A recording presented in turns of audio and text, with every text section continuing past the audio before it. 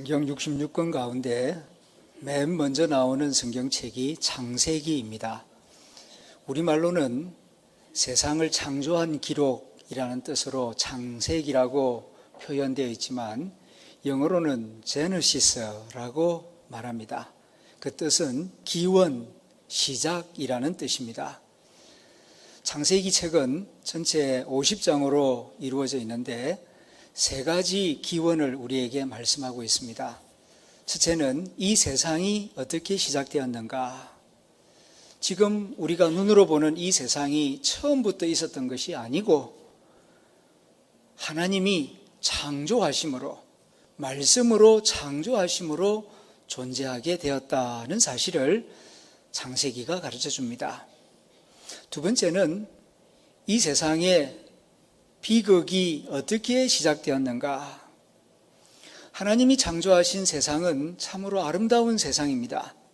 그런데 지금 우리가 살고 있는 세상은 고통과 슬픔과 불신과 싸움, 전쟁이 끊이지 않는 고통스러운 세상입니다. 이런 고통, 이런 비극, 이런 슬픔이 언제 어떻게 시작되었는가를 창세기가 말씀해 줍니다. 세 번째는 희망의 시작입니다. 이렇게 죄악이 가득한 세상임에도 불구하고 이 세상이 계속 보존되고 이렇게 나아갈 수 있는 근본적인 이유가 무엇인가, 희망의 출발점이 무엇인가를 말씀하고 있습니다. 그 가운데에서 이제 오늘은 창세기 3장부터 11장에 기록된 소위 말하는 원적사에 초점을 맞춥니다. 하나님이 세상을 창조하셨습니다. 그리고 마지막에 인간을 창조하셨어요. 왜 인간을 창조하셨는가? 두 가지 목적이 있었습니다. 첫째는 하나님이 창조하신 이 피조물 세계를 다스리게 하기 위하여, 하나님을 대신하여 이 세상 만물을 잘 돌보고 다스리게 하기 위하여 하나님의 형상을 따라 인간을 지으셨습니다. 그리고 또 한 가지 목적은 사랑하기 위하여, 하나님과 인간이 서로 사랑하며 하나님의 이 피조물 세계를 기뻐하고 다스리기 위하여 인간을 창조하셨습니다. 그래서 인간을 창조할 때는 다른 생물이나 동물에게 주지 않은 자유의지를 주셨어요. 이건 매우 위험한 선물입니다. 자유의지는 잘못 사용하면은 크게 위태로워질 수 있고 자기 자신도 망칠 수가 있습니다. 잘 사용하면은 정말 복된 삶을 살 수 있지만 그런 위험한 선물임에도 불구하고 하나님이 자유의지를 인간에게 주신 이유는 인간과 하나님이 사랑하기를 원하셨기 때문입니다. 사랑은 오직 자유로운 인격적 토양 위에서만 자랄 수 있는 나무입니다. 아무리 유능해도 자유가 없는 존재와는 사랑할 수가 없어요. AI, 머리가 아주 좋은 인공지능, 아무리 탁월한 로봇이라 하더라도 자유의지가 없는 로봇하고 인간하고 사랑할 수는 없습니다. 하녀와도 사랑할 수 없어요. 절대 복종만 있을 뿐 자유로운 선택과 자유로운 의지가 없는 인격체가 아닌 존재와는 인격적인 사랑이 불가능합니다. 이걸 잘 아시는 하나님께서 인간을 사랑하고 또 인간이 하나님을 사랑하기를 원하셨기 때문에 인간에게 자유의지를 주셨던 것입니다. 그런데 이 인간이 그 자유의지를 가지고 하나님을 거역하고 하나님을 배신하였습니다. 따먹지 말라고 하는 동산 중앙에 있는 선악지식의 나무 열매를 따먹었습니다. 그것을 먹었느냐 안 먹었느냐 그게 중요한 것이 아니라 중요한 것은 하나님의 말씀을 거역하였다는데 그 중요한 심각성이 있는 것입니다. 이로 인하여서 실낙원, 낙원을 잃어버리게 되었습니다. 하나님이 우리를 처음 창조하시고 두신 곳은 이곳이 아니고 에덴 동산이었습니다. 그러나 지금 우리가 사는 이 세상에는 이루 말할 수 없는 아픔과 슬픔과 어두움이 가득합니다. 이런 실존적인 비극이 어디서부터 시작되었는가? 하나님의 말씀을 거역함으로, 불순종함으로 시작되었다는 사실을 성경이 가르쳐 줍니다. 그 이후에 일어난 비극적인 사건은 우리가 말하지 않아도 잘 알고 있습니다. 낙원에서 쫓겨난 아담과 하와는 아침 일찍부터 밤 늦게까지 일을 해야만 했고 아기를 낳는 고통을 겪어야 했습니다. 그리고 거기에 태어난 자녀들이 우회하는 것이 아니라 형이 동생을 살해해 죽이는 무서운 참극이 일어납니다. 그럼에도 불구하고 하나님은 두려워하는 가인을 불쌍히 여기셔서 그를 보호하여 주셨는데 그 후손이 점점 많아졌을 때에 사람의 딸들의 아름다움을 보고 탐닉합니다. 점점 육체화되어 갔습니다. 창세기 6장을 보게 되면은 땅에 있는 사람들이 육체가 된지라는 말씀이 있어요. 하나님의 형상을 따라 지음받은 인간이 하나님의 마음을 가지고 서로 사랑하고 배려하고 피조물 세계를 돌보면서 책임 있는 삶을 살아야 하는데 인격을 버리고 식욕, 탐욕, 성욕 이 본능만 가지고 살아가는 겁니다. 그래서 사람이 아니라 고기 덩어리, 육체 덩어리가 되어버렸습니다. 얼마나 더럽고 냄새가 나고 보기에 안타까운지 하나님이 그 인간을 보시면서 내가 왜 사람을 지었던가 하나님이 후회하실 정도로 인간이 망가졌습니다.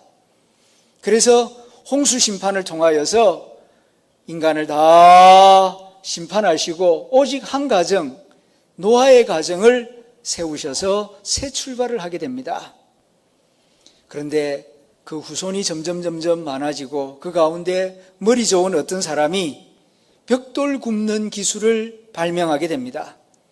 이전까지만 하더라도 건축 자재가 돌과 나무가 전부였습니다. 그런데 흙을 비벼가지고 불에다가 구우면은 돌보다도 더 단단한 벽돌이라고 하는 것이 만들어지고 이 벽돌을 가지고 집을 지으면은 더 안전하고 크고 높게 지을 수 있다는 사실을 알게 됩니다. 이렇게 하여서 이제는 이전에 보지 못하던 대도시가 만들어지고 높은 탑이 세워지기 시작합니다. 자신감을 얻은 인간들이 교만하여져서 이제 우리의 이름을 내자. 하나님의 이름이 아니라 우리의 이름을 내자. 그리고 흩어질 필요가 없다. 그리고 함께 모여서 더 큰 도시를 만들자. 이렇게 속삭이는 것을 듣고서 하나님께서 그들의 언어를 흩으십니다. 언어 하나를 잠깐 건드렸을 뿐인데 사람들이 소통을 할 수 없게 되었습니다. 이전만 하더라도 언어가 하나여서 모든 인류가 서로 다 통용했는데 언어를 건드리니까 사람들이 불통하기 시작합니다. 이로 인하여서 말이 통하는 사람들끼리만 3, 4, 5 모여가지고 뿔뿔이 흩어져서 바벨탑 건축이 중단이 되었습니다.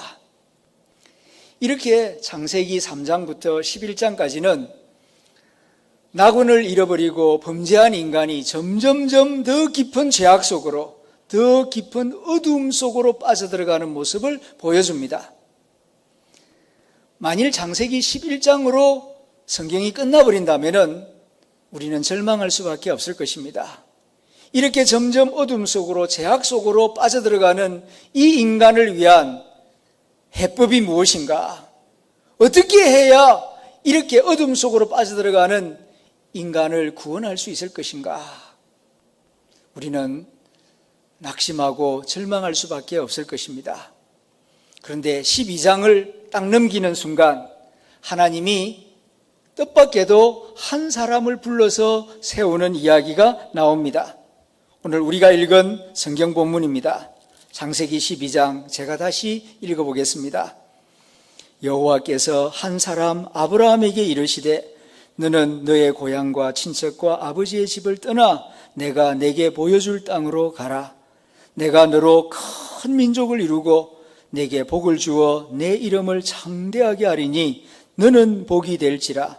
너를 축복하는 자에게는 내가 복을 내리고 너를 저주하는 자에게는 내가 저주하리니 땅의 모든 족속이 너로 말미암아 복을 얻을 것이라 하신지라. 인류 전체가 멸망의 길로 걸어갑니다. 어둠 속으로 빠져들어갑니다.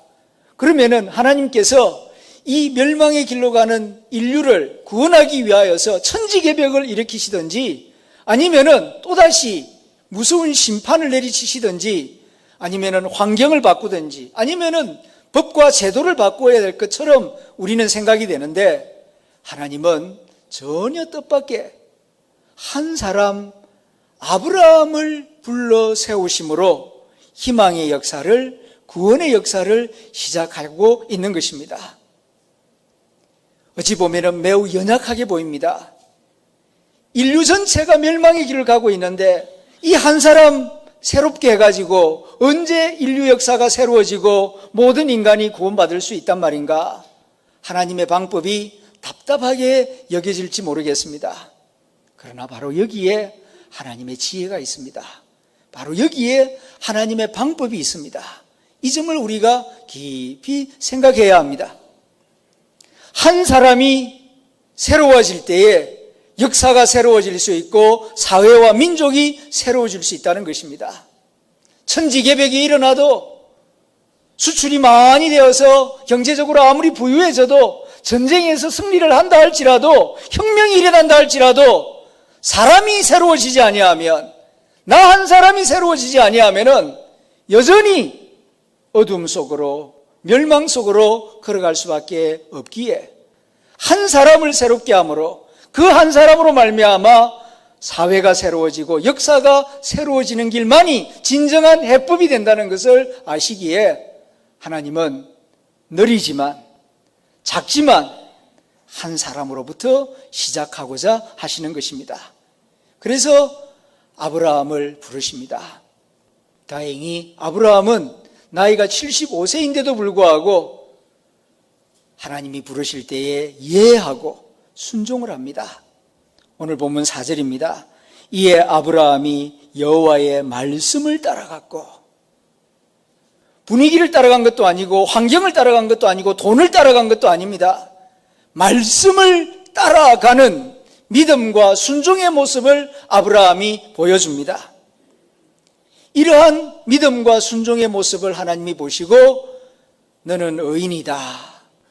아브라함의 그 믿음의 순종을 보시고 아브라함을 의인이라고 하나님이 인정해 주십니다. 그리고 너와 내 후손을 통하여서 큰 민족을 이룰 것이고 내 이름을 창대케 할 것이며 너와 내 후손을 통하여 너와 같이 믿음으로 나에게 순종하는 사람들을 통하여 어둠과 멸망 속으로 빠져들어가고 있는 이 인류를, 이 역사를 내가 새롭게 하리라고 하나님께서 말씀하고 있는 것입니다. 이 한 사람으로 말미암아 하나님은 인간을 포기하지 아니하시고 부족함이 많고 허물이 많다 할지라도 하나님을 믿기만 하면 그 믿음을 귀하게 보시고 그 믿음 안에서 새 역사의 희망을 계속 이어가고 있는 것입니다. 이러한 원역사의 이야기는 오늘 이 시대 우리에게 어떤 의미를 주고 있습니까? 우리가 지금 살아가는 이 시대도 꼭 창세기 3장부터 11장에 기록된 프로토 히스토리, 원역사의 상황과 너무나 닮아 있는 점이 많습니다. 특별히 지금 우리 대한민국은 큰 위기 속으로 빠져들어가고 있습니다. 지금 당장은 큰 불편함이 없는 것 같지만 배가 침몰하듯이 지금 대한민국은 침몰하기 직전입니다. 많은 식견을 가진 전문가들이 지금 상황이 꼭 일제 병탄, 일제 합방되기 전의 상황과 너무나 닮아 있는 상황이라고 말들을 하고 있습니다. 첫째는 경제적인 위기입니다. 지난 몇십 년 동안 급속도의 발전을 이루었지만 벌써 지난 10년 동안 저성장을 이루고 있고 금년에는 IMF가 경제 성장률이 2.2%밖에 되지 않는다. 내년에는 1%로 더 내려앉을 것이다. 경제 성장률이 1%면은 사실상 마이너스 성장입니다. 물가 성장률을 따라잡지도 못하는 성장이기 때문입니다. 그럴 수밖에 없는 몇 가지 요인으로서 지금 미중 무역 갈등이 더욱 심해지고 있기 때문입니다. 두 마리 큰 고래가 지금 서로의 이권을 지키기 위하여 크게 무역 전쟁을 시작하였습니다. 미국이 쉽게 양보할 것 같지 않습니다. 이로 인하여서 중국 밑에 있는 우리 대한민국은 수출해서 먹고 사는 우리나라 경제는 큰 타격을 입을 수밖에 없을 것입니다. 게다가 미국은 이란 석유 수출을 제재했습니다. 중동에서 석유를 수출해서 먹고 사는 이 이란의 모든 석유 수출 보급로를 차단해 버렸습니다. 벌써 석유 가격이 상당히 올라갔고 연말에는 더 많이 올라갈 것입니다. 이렇게 경제적으로 국제적으로 상황이 어려워지는데도 불구하고 이 정부는 반자유주의 시장 정책을 고수하고 있습니다. 대한민국은 자유민주주의 국가입니다. 그리고 작은 나라에서 이만큼 부강하게 된 것은 백성들이 부지런하게 생산해서 수출해서 많은 것을 벌었기 때문입니다. 그런데 시장주의와 자유주의를 반대하는 사회주의적 그런 규제와 제도들을 계속 양산해내고 있습니다. 그리고 엄청난 가계부채가 늘어나고 있습니다. 위기가 다가올 때일수록 보수적인 태도로서 저축을 하고 절약을 해도 위기를 극복하기가 어려운데 지출을 더 늘리고 있습니다. 엄청나게 몇백조 원이 지금 늘어나는데 대통령은 부채가 늘어나는 게 뭐 어때서 지금 그런 발언을 하고 있습니다. 게다가 점점 더 복지 예산은 더 커지고 있습니다. 더더욱 걱정인 것은 일할 사람이라도 많으면 좋겠는데 젊은이들은 점점 적어지고 있습니다. 예상된 대로 인구 절벽이 코앞에 다가왔습니다. 내년이면은 2020년도가 됩니다. 대학 입학 인구가 7만 명이 줄어듭니다. 어느 날 갑자기 된 것이 아닙니다. 2000년도, 그러니까 19년 전에 태어났던 아이들, 2000년도에 몇 명이 태어났느냐 하면은 1999년도에 비하여서 7만 8천 명이 적게 태어났습니다. 100% 다 대학에 입학시켜줘도 7만 명이 모자랍니다. 7천 명 되는 대학교가 10개 문을 닫아야만 운영될 수 있을 정도로 인구 절벽이 심각한 문제입니다. 국내 문제는 이렇게 점점 심각해지고 있는데 남북관계는 벼랑 끝으로 다가가고 있습니다. 북한은 우리가 아는 대로 이미 6차례의 북핵 미사일 발사 실험을 마쳤습니다. 이 문제를 풀어보고자 북미 정상이 2차례 만나서 대화를 가졌지만은 해결될 기미가 보이지 않습니다. 남북 정상은 3차례 만나서 북핵 문제가 잘 풀릴 것 같은 그런 신기루의 희망을 주었지만은 그 또한 북한의 위장쇼였음이 드러나고 있습니다. 북한은 어떤 경우에도 핵을 포기할 마음이 없다는 것이 가면 갈수록 뚜렷하게 드러나고 있습니다.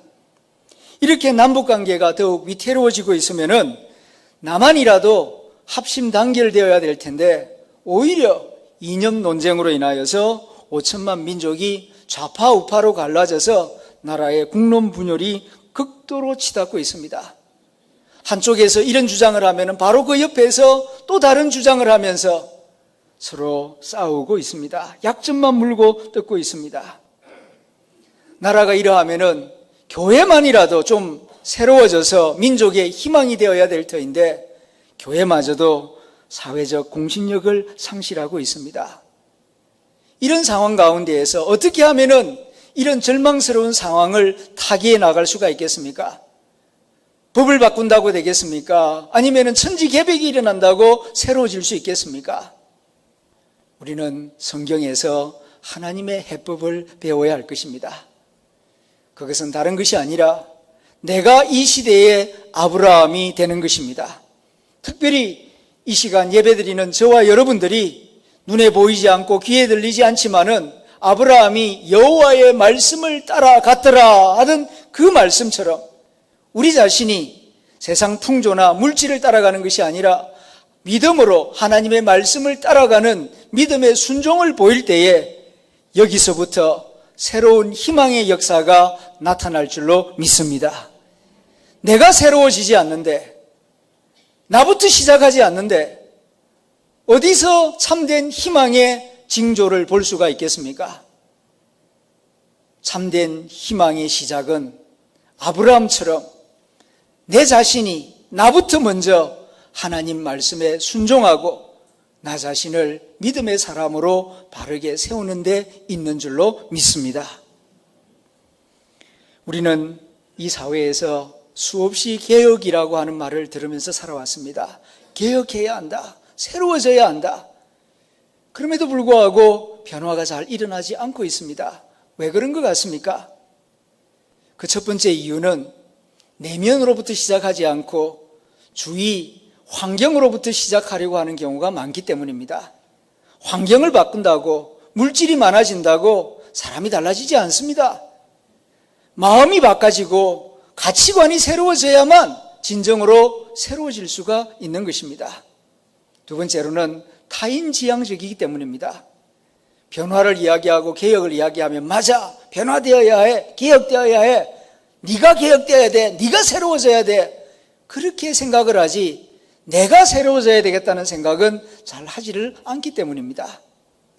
세 번째로는 문제 제기만 할 뿐 결과에 대해서 무책임하기 때문입니다. 비판을 하려면은 그 비판에 대해서 대안을 제시하고 책임을 지려는 성숙한 모습이 있어야 제대로 된 변화와 개혁이 일어날 수 있습니다. 지적질은 누구나 할 수 있습니다. 지적하는 만큼 나도 고통을 분담하고 그리고 변화를 촉구하는 만큼 그리고 나 또한 그 변화에 참여하려는 마음을 가져야 할 것입니다. 젊은 사람들에게 설문조사를 했답니다. 남이 보지 않으면 거짓말을 할 거냐? 그러니까 10명 중에 8명 청년들이 남이 보지 않으면 거짓말을 하죠. 그렇게 대답을 합니다. 이것이 바로 오늘의 현실입니다. 정말 변화를 원하고 정말 개혁을 원한다면 나부터 시작해야 합니다. 우리 시대에 가장 암울한 말 3마디가 있다면 남이 하는 대로, 남이 하는 대로. 두 번째는 나 하나쯤이야. 그리고 세 번째로는 세상이 다 그렇고 그런데. 이런 말은 절망과 어두움만 더할 뿐입니다. 그러나 우리 시대에 남은 희망의 말이 있다면 나 하나만이라도, 남들은 다 그러더라도 나 하나만이라도. 두 번째는 나부터 시작하는 거야. 나부터 먼저 하면은 다른 사람들이 하게 될 거다. 나부터 먼저 희생하고 나부터 먼저 조금 바로게 하고. 그리고 세 번째는 내가 있음으로 여기서부터 변화가 일어나는 거다.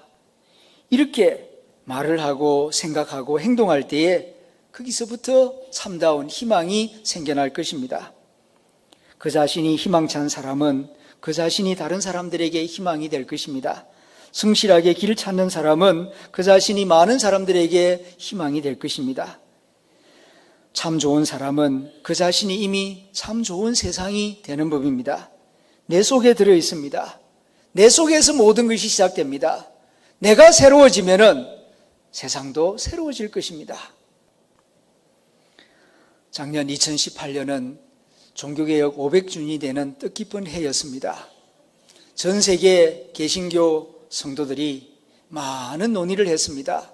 루터가 종교개혁을 일으킨 지 500주년이 되었는데 종교개혁 정신은 실종되고 지금 전 세계 기독교는 어디로 가고 있는가 심각하게 반성한 끝에 캠페인을 시작했습니다. 나부터라고 하는 슬로건을 내걸고 내가 있는 그 자리에서 나부터 새롭게 시작하는 거다. 그리고 나부터 어떻게 달라질 것인가를 계속 릴레이식으로 자신의 결단을 발표하는 그런 일을 해나가고 있습니다.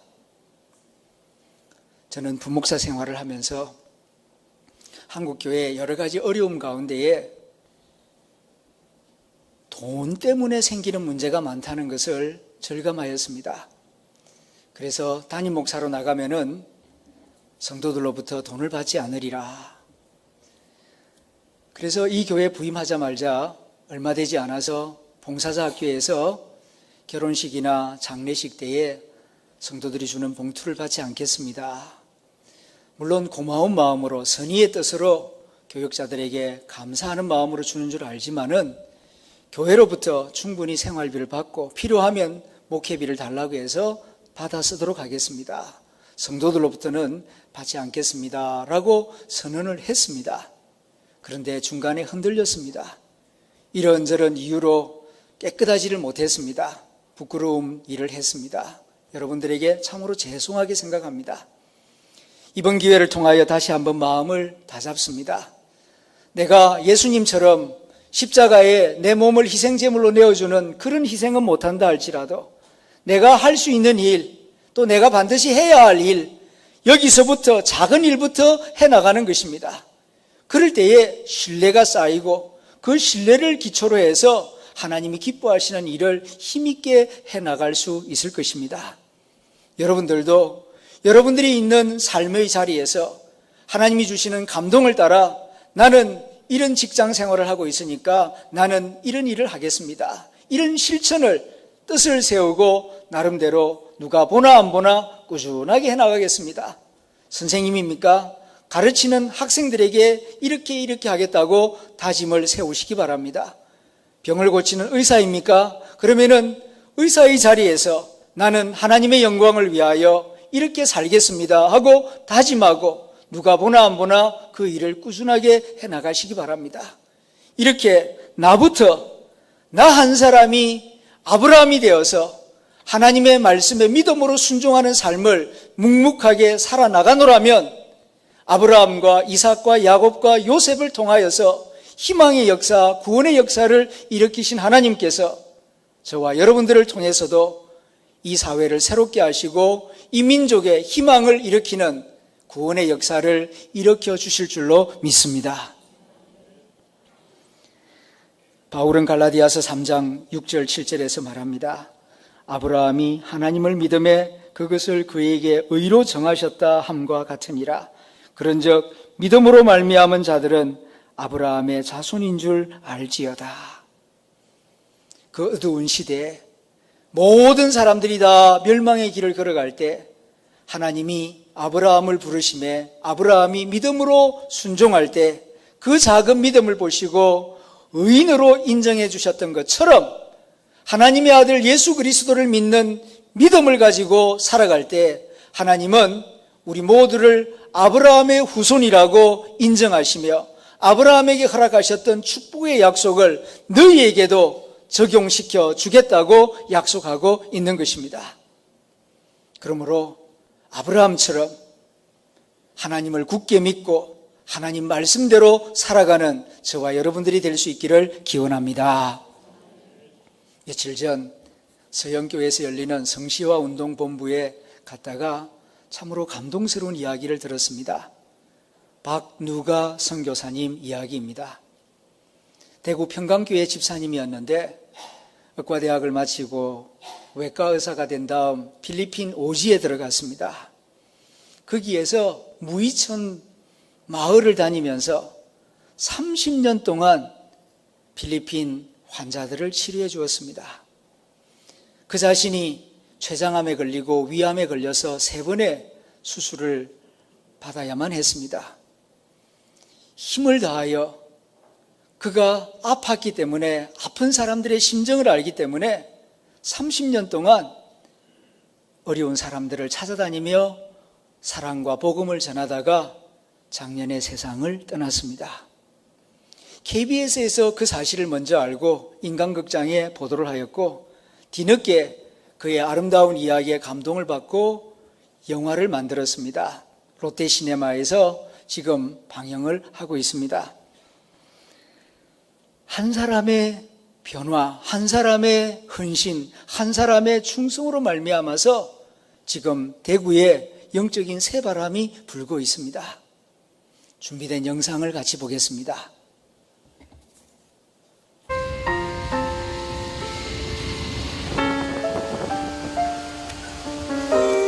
오케이.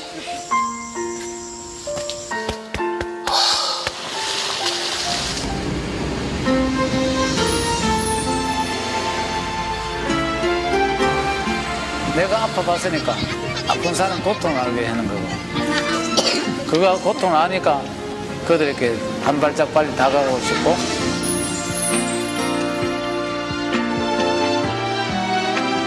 그래서 저는 내가 아픈 만큼 남을 더 사랑하겠다, 그런 마음으로 살고 있습니다.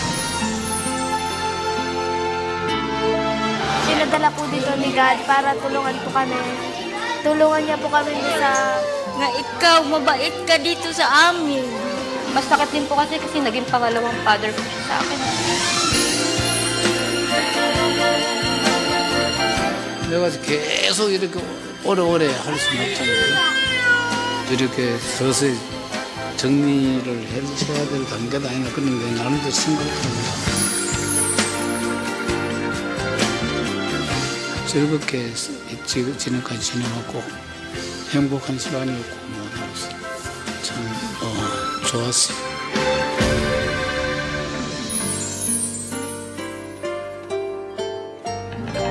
아픈 만큼 사랑하게 하고, 아니 아플수록 더 사랑하게 하소서.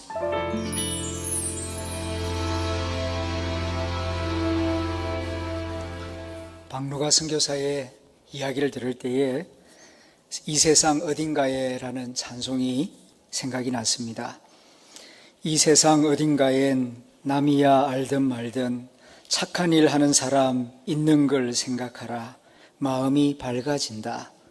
이 세상 어딘가엔 탐욕과 분심 눌러 얼굴이 빛나는 이 있는 걸 생각하라. 마음이 밝아진다. 이 세상 어딘가엔 청빈을 감수하고 득행에 힘쓰는 이 있는 걸 생각하라. 마음이 씻기운다. 이 세상 어딘가엔 하나님 경외하고 이웃을 돕는 사람 있는 걸 생각하라. 기뻐서 눈물 난다. 이 세상 어딘가엔 남이 알든 말든 착한 일 하는 사람 있는 걸 생각하라. 마음이 밝아진다. 이 세상 어딘가엔 탐욕과 분심 눌러 얼굴이 빛나느니 있는 걸 생각하라. 마음이 밝아진다. 이 세상 어딘가엔 청빈을 감수하고 덕행에 힘쓰느니 있는 걸 생각하라. 마음이 씻기운다. 이 세상 어딘가엔 하나님 경외하고 이웃을 돕는 사람 있는 걸 생각하라.